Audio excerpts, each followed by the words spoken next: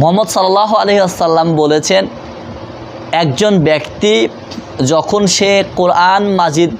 জানে বা শিক্ষা করেছে বা তার জ্ঞান অন্বেষণ করেছে এবং সহিহ সুন্নাহর জ্ঞান অন্বেষণ করেছে, আল্লাহকে চিনেছে, আকীদা বিশ্বাস ঠিক রেখেছে, মুহাম্মদ সাল্লাল্লাহু আলাইহি ওয়াসাল্লামের প্রতি ঈমান এনেছে, ইসলামের বাহ্যিক যত রকমের কাজ আছে, মানুষকে হালালের দিকে ডাকা, হারাম থেকে নিষেধ করা, মানুষকে ভালো কাজের আদেশ করা, অন্যায় কাজে বাধা প্রদান করা,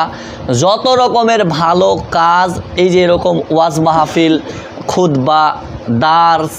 যেটাই বলি না কেন আমরা, যত রকমের জিনিস এগুলো আছে,